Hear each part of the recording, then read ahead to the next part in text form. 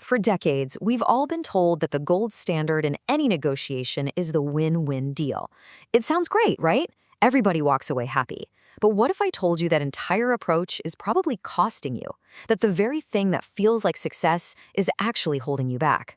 Well, today we're going to tear down that old model and build a new, much smarter playbook. Think about it for a second. When you're laser focused on making sure the other person is happy, just so you can reach an agreement, who's looking out for your best interests? The whole idea of a win-win can be a psychological trap that stops you from getting what you really truly want and deserve. For years, the absolute Bible of negotiation has been the book Getting to Yes. And its core idea is pretty simple. Success equals agreement. But this way of thinking sets up a really dangerous trap, a kind of cognitive blind spot that even the sharpest negotiators fall right into. Look, any negotiation really has two fundamental parts. Now, Getting to Yes is fantastic at teaching us how to create value. That's where you work together to make the whole pie bigger for everyone involved. But it pretty much ignores the second absolutely crucial step, claiming value. And that's all about making sure you get the biggest possible slice of that new bigger pie. See, the problem is, this relentless focus on creating value for everyone can actually cripple your ability to claim your fair share. We get so obsessed with the spirit of cooperation, with that emotional rush of finally getting to yes, that we forget to fight for our own best outcome. Agreement itself becomes the goal, instead of a great result. To really see how this plays out in the real world, let me tell you a fascinating story. It shows how our own brains can trick us into celebrating a deal that would have been a complete and utter disaster. So, a product manager was offered the chance to buy a patent his company had been leasing for years. He ran all the numbers, did his homework, and his analysis was crystal clear. His company could pay the asking price and instantly book a profit of over $500,000.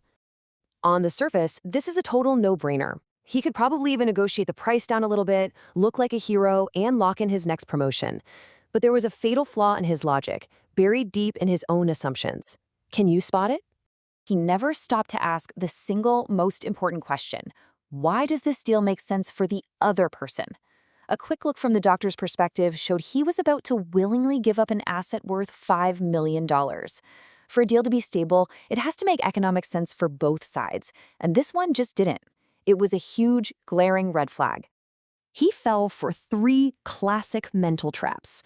First, he bought into the familiar story that the doctor was simply tired of yearly arguments. Second, he confused precision with accuracy. Yeah, his calculations were detailed, but the core assumption was completely wrong. And finally, he got sucked in by the lure of yes, that powerful psychological need we all have to just get the deal done. By taking a step back and really combining the economics with the psychology of the situation, he dug a little deeper. And it turns out a brand new superior technology was about to make the doctor's patent totally obsolete. So he didn't just save $600,000 in potential profit, he avoided a catastrophic loss of $3.5 million. So this brings us to the new mantra that should guide every single negotiation you ever enter. It's a simple two-step process that replaces that old incomplete win-win mindset with something much more powerful and, frankly, realistic. The new mantra is simple. Create value, then claim value. First, you work with the other side to make the pie as big as humanly possible. But you never ever forget that second, equally important step. You have to strategically and assertively claim your slice. So how do we actually do this? Well, one of the most powerful techniques is to stop negotiating issue by issue and instead negotiate the entire deal as one single package. Here's a mistake that costs people a fortune, and you see it all the time. Let's say someone's buying a new truck. They proudly negotiate the price of the new truck first. Then they move on to the trade-in. Finally, they tackle the extended warranty.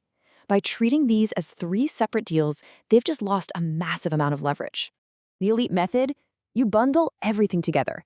First, you identify all the issues on the table. Second, you figure out what's most important to you, and you try to figure out what's most important to them. Then, you build package offers, trading away things you care less about for gains on things you care about a whole lot more. This chart here really shows why packaging is so powerful. Let's break it down.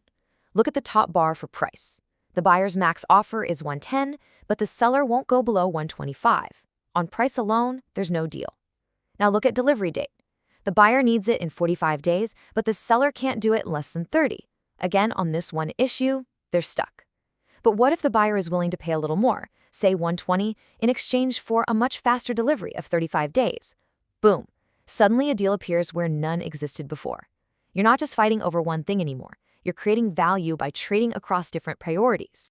Okay, so how can you apply this integrated way of thinking to your next negotiation? Here is a simple 5-point checklist to run through. It'll make sure you both create the most value possible and claim your rightful share of it. First up, what do you truly aspire to? Not your walkaway point, but your optimistic, ambitious, yet realistic goal. Research shows this over and over again. Negotiators who focus on their high aspirations get way better outcomes than those who just focus on not falling below their bottom line. Now, of course, you absolutely must know your reservation price. That's the point where you will walk away no matter what. But just as important, you need to make an educated guess about their walkaway point. The space between those two numbers, that's the bargaining zone. That's where a deal can happen. This is the huge lesson from the patent story. You have to put yourself in their shoes. Why does this deal work for them?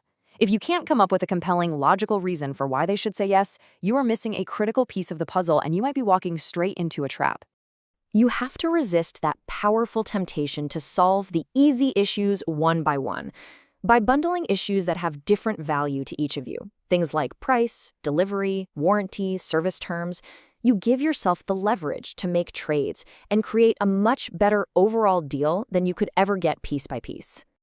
And finally, this is really the essence of sophisticated value creation. Find what you can give up that doesn't cost you much, but that your counterpart values immensely. Maybe it's a public endorsement, a faster payment schedule, or just being flexible on the terms. This is how you make the pie bigger, right before you claim your slice. Let's end with this because it is a powerful shift in mindset. The goal is not just to get to yes. The goal is to get a yes on a deal that moves you significantly closer to your aspirations. Redefine what success means in a negotiation, and you will fundamentally change the outcomes you achieve. So the next time you sit down at the table, don't just ask, can we make a deal? Ask, can we make a deal that is truly great for me?